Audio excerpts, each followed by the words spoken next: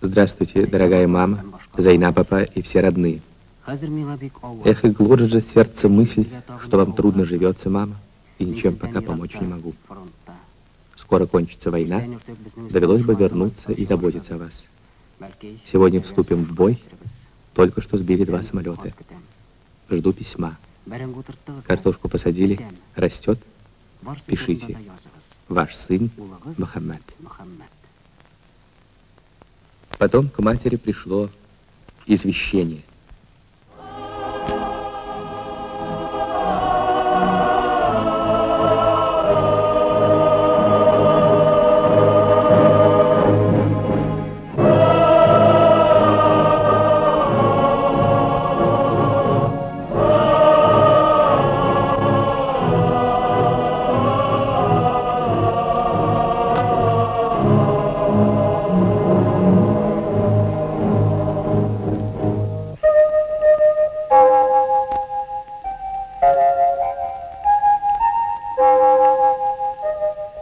Воскресенье, 22 июня 1941 года, Казань.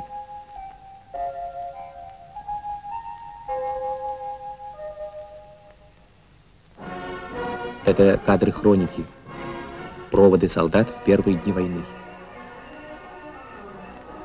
Почти половина коммунистов из нашей республики, из Татарии, уходят на фронт добровольцами. Немногие из них вернулись домой.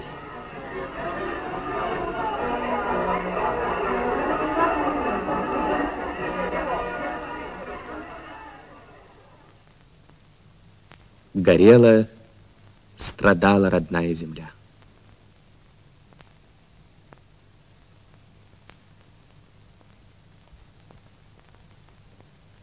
Они шли грабить, жечь, убивать. Они хотели разъединить и поработить наши народы. По плану Розенберга, гитлеровского министра по делам восточных областей, Татария должна была стать буржуазной республикой Идель-Урал под протекторатом фашистской Германии.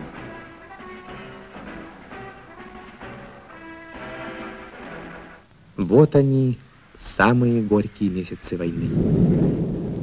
Отступление. Этого мы тоже никогда не забудем. Долог и труден был наш путь к победе.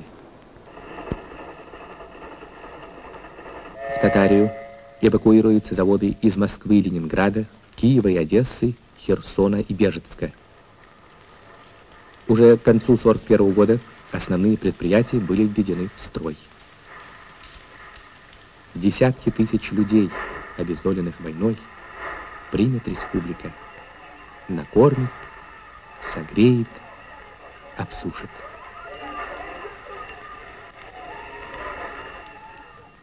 Кырк биринчи жылда, октябрь айында, Казанга эвакуированиялар келди. В 1941 году в Казань прибыли эвакуированные. Мы приняли к себе в дом 2 семьи. 5 человек, вспоминает жительница Казани Асия Ханум Масаутова. К их приезду у меня была как раз картофельная кожура и немного теста. Мы соорудили нечто вроде пирога. Поужинали. Так прожили вместе 7 месяцев. В согласии и дружбе.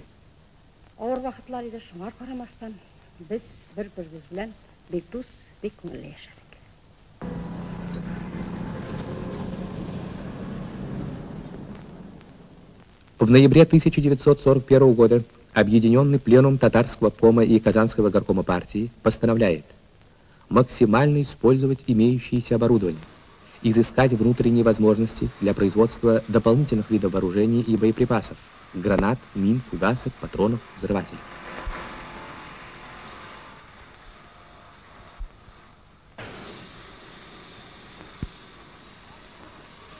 К станкам встали ветераны труда, их внуки. По призыву комсомола 70 тысяч юношей и девушек пришли в промышленность Татарии. Они стали инициаторами создания комсомольско-молодежных фронтовых бригад. По 2 с лишним нормы выполняли члены фронтовых бригад комсомолка Шагидулина,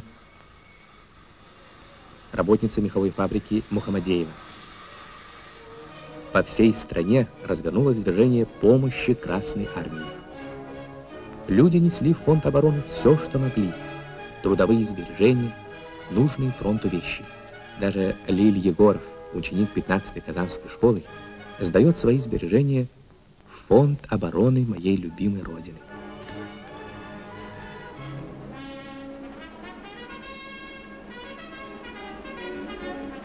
Одна беда была у всех, и одолеть ее можно было только сообща.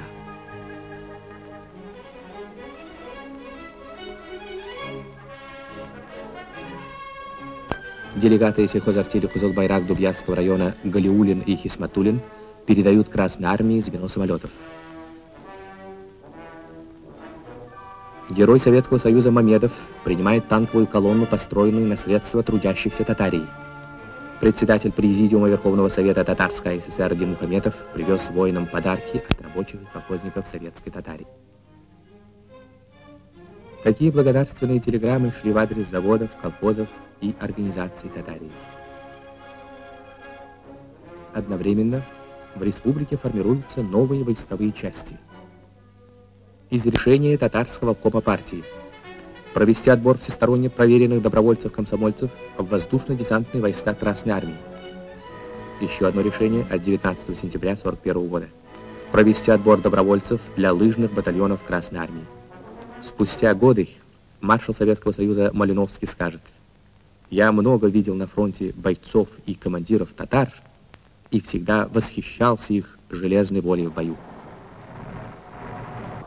Дни пройдут, и годы загремят, как герой с размаху и с разлета бросил в грудь чужого самолета сердце боевое, как снаряд». Эти строки посвящены летчику Ибрагиму Бикмухаметову, повторившему подвиг Виктора Талалихина.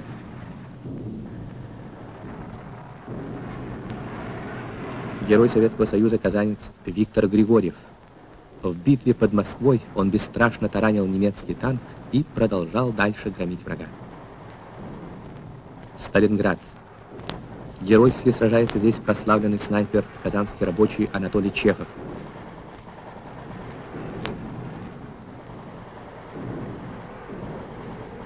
У стен Сталинграда командир дивизии Гани Сафиуллин пленил первого немецкого генерала фон Дрибера, с которого начался счет плененных генералов на Волге.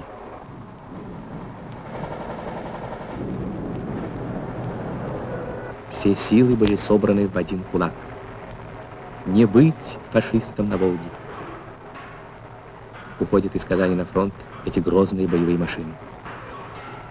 Люди не отходили от станков сутками, выполняя подвиг 3-5 норм за смену. Это поистине всенародные движения возглавили коммунисты, комсомольцы, передовики производства.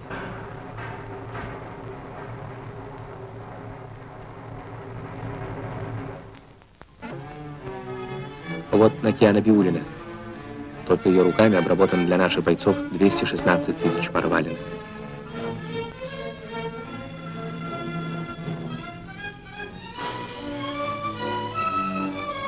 Враг был у Волги. Все жили одной заботой, своим трудом удесятерить сопротивление. Меховые комбинезоны, унты для летчиков и танкистов посылал Казанский меховой комбинат. В этот самый напряженный момент в Татарии развернулось движение тысячников, людей, выполняющих по 10 и более норм за смену. Среди них известная в стране ткачиха Казанского льняного комбината Наталья Лаврентьева. Буквально все хозяйство Татарии работало на фронт. Гектары обороны простирались на сотни километров по Волжской и Закамской земле. Конечно, в эти годы так вот нарядно одевались редко. Разве что для встречи с фронта родных. Или вот для киносъемок. В надежде, что увидят эти кадры там, на фронте, дорогой человек. Но мы-то знаем, какая непосильная ноша легла на их плечи. И они ее вынесли. Издавали в фонд обороны миллионы пудов хлеба, мяса, картофеля. 5 марта 1943 года «Правда» опубликовала письмо татарского народа к своим воинам. Дорогие сыны наши и дочери, мы крепко верим, что вы не дадите передышки врагу.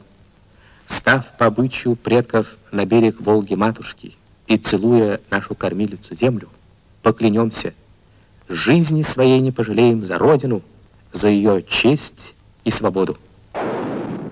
И батыры татарий с честью выполняли наказ своего народа. Разгромив немцев под Сталинградом и на Курской дуге, советские войска вышли к Днепру. 40 сынов Татарии в битве за Днепр удостоены высокого звания Героя Советского Союза. Свыше 800 боевых вылетов совершила в годы войны летчица Магуба Сыртланова. Повторяет подвиг Александра Матросова Герой Советского Союза Газинур Гафиатуллин. Политрук Муса Джалиль. Оказавшись в фашистском концлагере, он создает подпольную боевую группу. Дорога в роддом. Там фашисты сколачивали из пленных татар и башкир легионы и Дель-Урал. В 1943 году со станции Едальня один из легионов был отправлен в Белоруссию. Но ни один из пленных воинов не поднял руки против Родины. Легион полностью перешел на сторону белорусских партизан. Это была победа Мусы Джалиля и его товарищей. Фашисты могли отнять у них оружие, жизнь, но никогда не могли погасить их любовь к Родине. Из этой камеры в свою последнюю минуту Джалиль обращался лицом к тебе, Родина. Песни всегда посвящал я свободе, песня борцом умереть мне велит.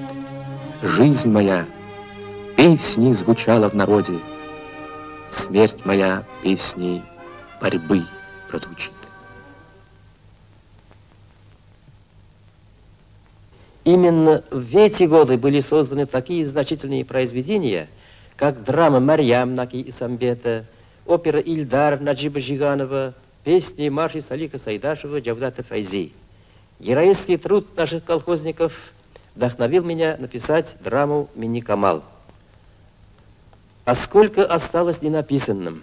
В одной из самых знаменитых моабитских тетрадей Джалиль записал: создано 125 стихотворений и 1 поэма. Но на чем их записать?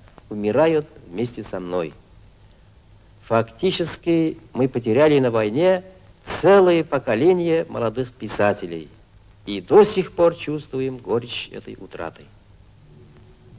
Эти кадры сняты в Белоруссии в 1943-м. Провожает в последний путь своего боевого друга генерал-лейтенант Якуб Чанышев. Он клянется беспощадно бить врага, который отнял отца у детей, сына у матери. Он клянется беспощадно бить врага, который хотел отнять у нас Родину. Фронт требовал снаряжения, дополнительных боеприпасов, горючего. Именно в это время в Татарии был вскрыт первый нефтяной пласт. Само бурение в то время проходило с большим трудом, с большими трудностями. Буровики ушли на фронт. Мы вынуждены были пригласить колхозных девушек, и они выполняли подчас тяжелые физические работы, поднимая тяжести без особых приспособлений до 6 пудов. Но все продвигалось вперед. И вот я помню, в 1943 году, в яркое солнечное утро средины лета, из скважины номер 1 ударил фонтан нефти. Газированной нефти, жидкой нефти, такой, какая нужна для фронта. К концу войны машиностроение Татарии давало в 7 раз больше продукции, чем в начале войны. В 1944 году коллектив Казанского мехового комбината был удостоен высокой правительственной наградой. Коллективам 22 заводов и фабрик республики были вручены красные знамена Государственного комитета обороны.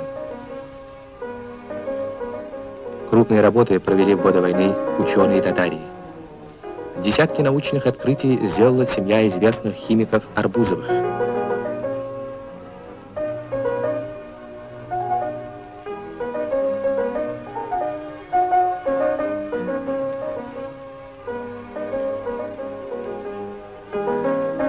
Более 20 крупных научных исследований провел профессор Гильмхайрович Камай.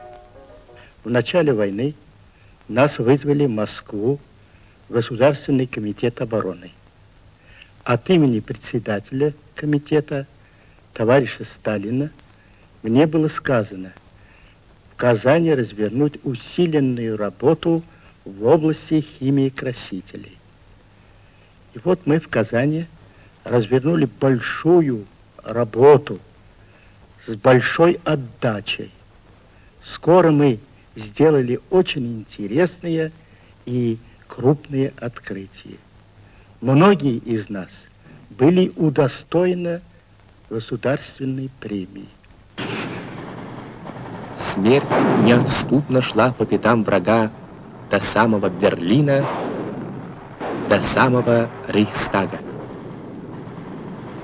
И оставил на Рейхстаге свою подпись наш земляк из Казани.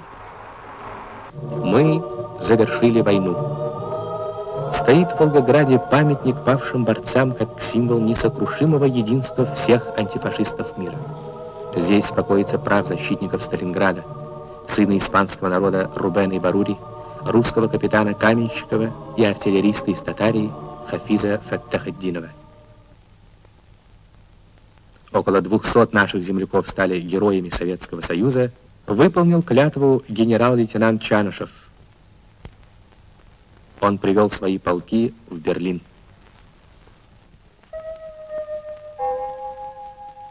Улица Казани, 9 мая 1945 года. В наш дом пришел мир.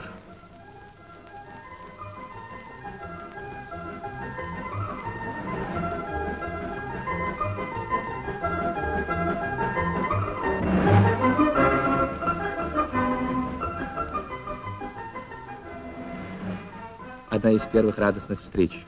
В Казани генерал-лейтенант Гани Сафиуллин. Гани Бекинович, что вы чувствовали в эту минуту? Я не ожидал такой сердечной встречи. Я так был взволнован, даже навернулись слезы на глаза. Вот она, наша Волга. Вернулся на свою землю солдат. Война нанесла ощутимый урон сельскому хозяйству республики. Но даже в эти трудные годы Татария протянула руку дружбы Белоруссии и Украине. Этот документ датирован еще 43-м годом. Протокол собрания колхозников о помощи Орловской области. Вот этот колхоз. Ныне он называется колхоз имени Фрунзе Арского района.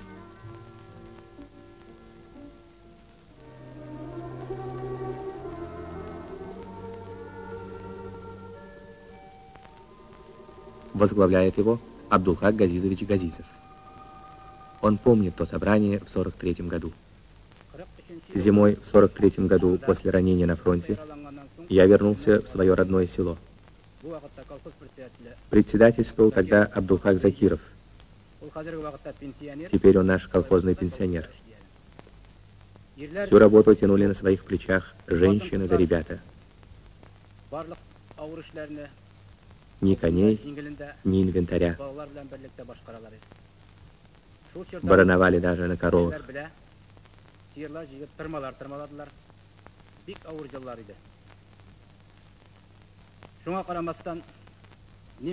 Но там, где прошел фашист, было в 1000 раз тяжелее. Вот мы решили поделиться всем, чем могли. Конечно, то, что мы отправили в освобожденную Орловскую область всем колхозам, теперь может сделать и даже больше одна бригада. Но, как говорится, дружба познается в испытании. Отгремели взрывы мировой войны. И вместо панорамы боев кинооператоры снимают панорамы строек. Это снято в новом жилом районе столицы, который казанцы назвали Ленинский. Что же принес нам День мира? Перелистаем несколько страниц послевоенных лет. Вот Казанский компрессорный завод. Построен вскоре после войны руками, с которых еще не сошла пороховая гарь. Компрессоры завода отправляются во многие страны. Работают они и на заводах в Германской Демократической Республике.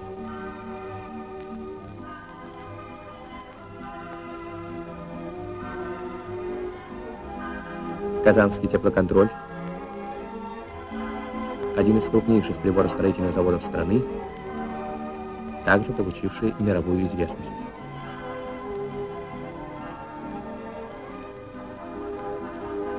Мирную продукцию стал выпускать эвакуированный из Москвы часовой завод в Чистополе. А вот об этом стоит сказать особо. Нефть Татарии.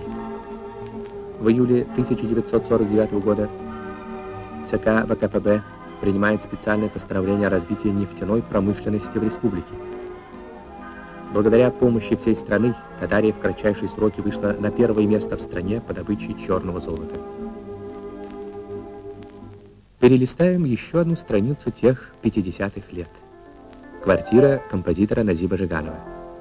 Эти кадры сняты в период подготовки к декаде литературы и искусства советской Татарии в Москве. К этому знаменательному событию готовились и популярный композитор Салих Сайдашев, и скульптор Садри Ахун,